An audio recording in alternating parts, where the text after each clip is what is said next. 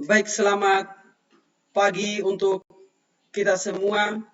Kembali bertemu lagi dengan saya dalam mata pelajaran Sejarah Indonesia. Nah, pada kesempatan hari ini kita akan membahas kembali materi kita tentang dampak politik, budaya, sosial, ekonomi, dan pendidikan pada masa penjajahan bangsa Eropa. Pernahkah kamu membayangkan bagaimana kehidupan bangsa Indonesia pada masa penjajahan? Bagaimana mereka harus melawan para penjajah di bumi mereka sendiri? Terbayang bukan bagaimana menderitanya bangsa kita pada saat itu. Nah, topik pembelajaran kita tentang dampak penjajahan bangsa Eropa bagi bangsa Indonesia. Nah, dengan tujuan pembelajaran yang akan kita capai, setelah mengikuti proses pembelajaran, peserta didik diharapkan dapat 1. Menganalisis dampak penjajahan kondisi politik, budaya, sosial, ekonomi, dan pendidikan di Indonesia. Kedua, menyimpulkan hasil review tentang dampak penjajahan bangsa Eropa bagi bangsa Indonesia di depan kelas. Nah, topik permasalahan kita yang akan kita bahas, ya semuanya perhatikan di peta konsep ini tentang dampak imperialisme dan kolonialisme dari bangsa Eropa, bangsa Spanyol, Portugis, Belanda, dan Inggris yang dikaji dari bidang politik, budaya, sosial, ekonomi, dan pendidikan. Nah, sekarang semuanya perhatikan gambar yang saya tampilkan seperti ini. Ada gambar 1, gambar 2, gambar 3, gambar 4, gambar 5, gambar 6, dan gambar 7. Nah, pada gambar yang pertama tentang kondisi pendidikan pada masa penjajahan bangsa Eropa. Yang kedua, tentang bagaimana penyerapan budaya, bahasa, ya seperti yang kalian lihat ini serapan bahasa, contoh, ada handuk, ada sepatu, ada buku. Gambar yang ketiga itu berkaitan dengan kehidupan sosial pada masa penjajahan bangsa Eropa. Bagaimana kita melihat bangsa Indonesia, masyarakat atau rakyat pada saat itu dengan segala upaya untuk bekerja paksa dan juga mereka mendapatkan perlakuan yang tidak baik. Gambar yang keempat dan yang kelima ini tentang tokoh kolonialisme dan imperialisme dari bangsa Eropa, Thomas Stamford Raffles dan juga De Andes. Yang berikutnya kita melihat kondisi tentang perbandingan tentang kondisi sekolah pada masa penjajahan bangsa Eropa dan juga kehidupan kita pada saat ini, sekolah yang sementara yang ada saat ini. Nah, pertama kita akan melihat dampak politik. Nah, sebelum kita memulai ataukah membahas tentang dampak politik ini, dalam hal politik, kolonialisme dan imperialisme bangsa Barat di Indonesia menyebabkan semakin hilangnya kekuasaan politik dan para penguasa Indonesia yang beralih ke tangan Belanda. Hal tersebut dibuktikan oleh beberapa faktor. Yang pertama adalah penerapan sistem indirect rule atau sistem pemerintahan tidak langsung, yaitu dengan memanfaatkan penguasa-penguasa tradisional seperti bupati dan raja yang memerintah atas nama VOC. Yang kedua, munculnya berbagai perlawanan rakyat Indonesia terhadap pemerintahan Hindia Belanda. Yang ketiga, Belanda sangat berpengaruh dan menentukan kebijakan politik kerajaan karena intervensinya. Yang keempat, bupati menjadi alat kekuasaan pemerintahan kolonial. Yang kelima, semakin merosotnya ataukah bergantungnya kekuasaan raja kepada kekuasaan asing, bahkan sebagian diambil alih atau dibawa kekuasaan kolonial. Nah, itu adalah beberapa faktor dalam bidang politik tentang kolonialisme dan imperialisme bangsa barat di Indonesia. Bagaimana praktek kekuasaan politik. Sehingga itu membawa dampak di bidang politik adalah sebagai berikut. Yang pertama, De Andes atau Raffles sudah meletakkan dasar pemerintahan yang modern. Para bupati dijadikan pegawai negeri dan digaji. Padahal menurut adat istiadat kedudukan bupati adalah turun-temurun dan mendapat upeti dari rakyat. Bupati dijadikan alat kekuasaan pemerintah kolonial. Pamong praja yang dahulu berdasarkan garis keturunan sekarang menjadi sistem kepegawaian. Yang berikutnya, Jawa dijadikan tempat pusat pemerintahan dan membaginya menjadi wilayah prefektur. Yang berikut, Belanda dan Inggris melakukan intervensi terhadap persoalan kerajaan. Contohnya tentang pergantian tata kerajaan sehingga imperialisme mendominasi politik di Indonesia. Yang mengakibatkan peranan elit kerajaan berkurang dalam politik dan kekuasaan pribumi bahkan bisa runtuh.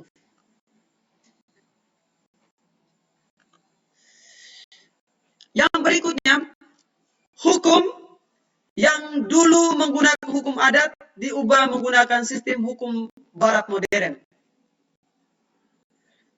Yang berikutnya, kebijakan yang diambil raja dicampuri oleh Belanda. Perubahan dalam politik pemerintahan kembali terjadi akibat kebijakan politik Pax Nederland di akhir abad ke-19 menuju awal abad ke-20.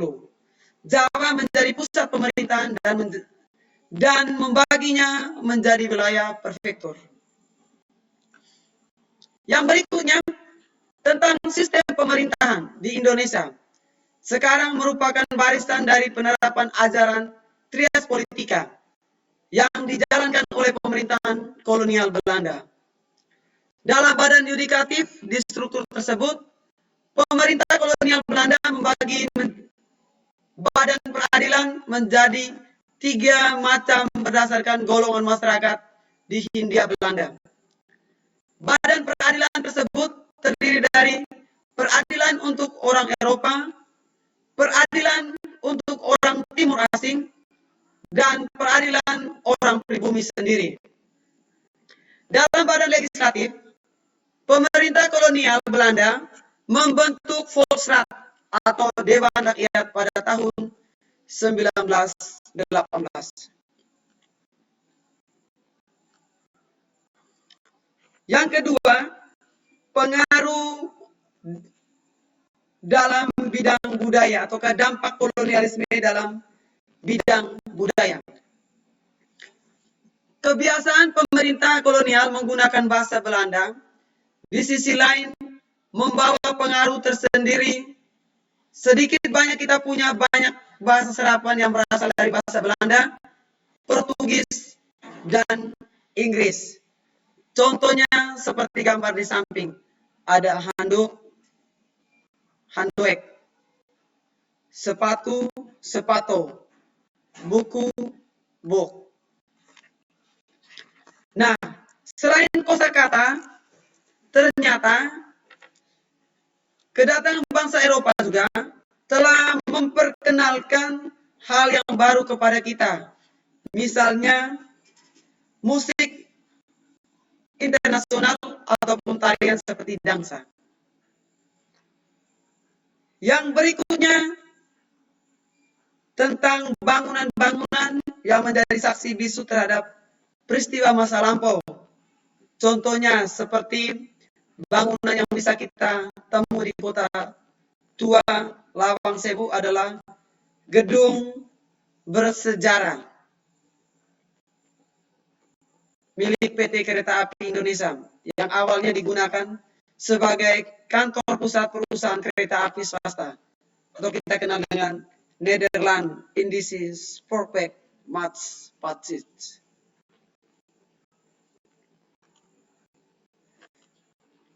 Baik, yang berikutnya dampak dalam bidang sosial.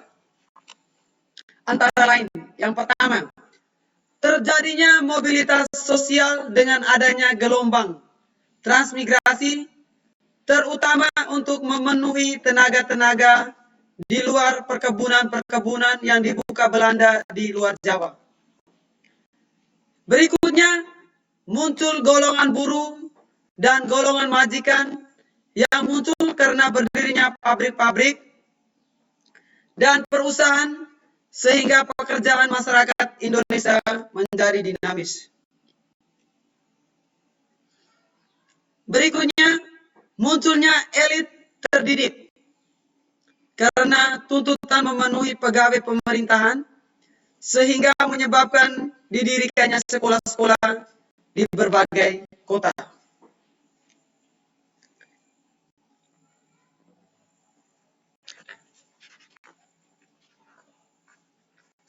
Yang berikutnya, pembentukan status sosial di mana yang tertinggi adalah orang Eropa, lalu Asia dan Timur, yang terakhir adalah kaum pribumi.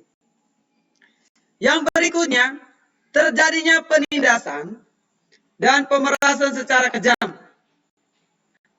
Tradisi yang dimiliki oleh bangsa Indonesia, seperti upacara dan tata cara yang berlaku dalam lingkungan istana, menjadi sangat sederhana, bahkan cenderung dihilangkan tradisi tersebut secara perlahan-lahan diganti oleh tradisi pemerintahan Belanda.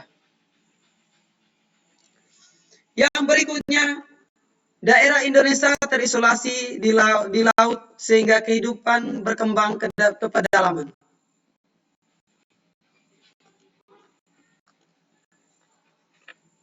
Yang berikutnya kita melihat dalam dampak ekonomi.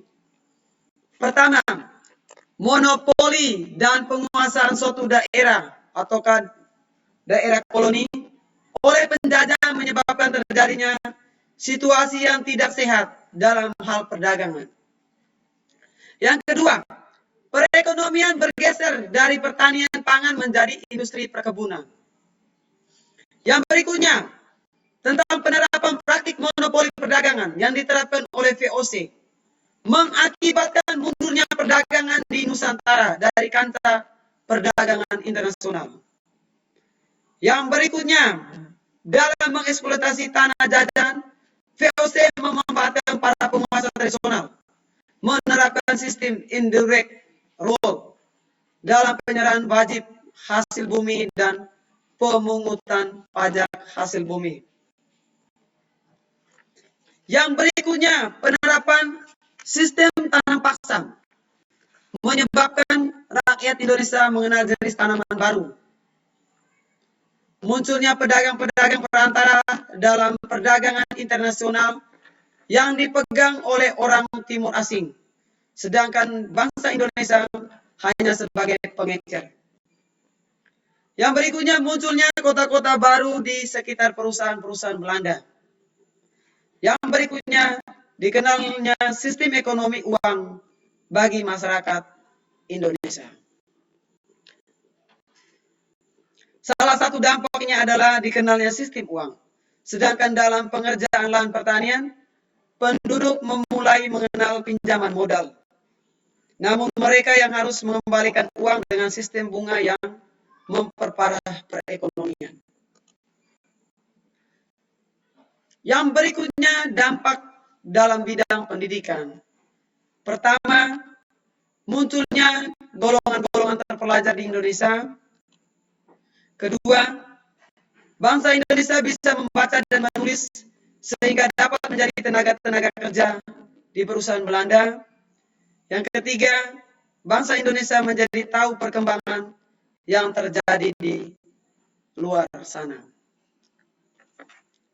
Nah, ini adalah hasil presentasi materi tentang dampak penjajahan bangsa Eropa.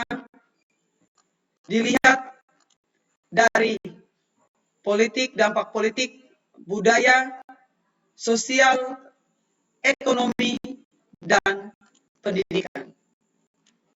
Sekian dan terima kasih.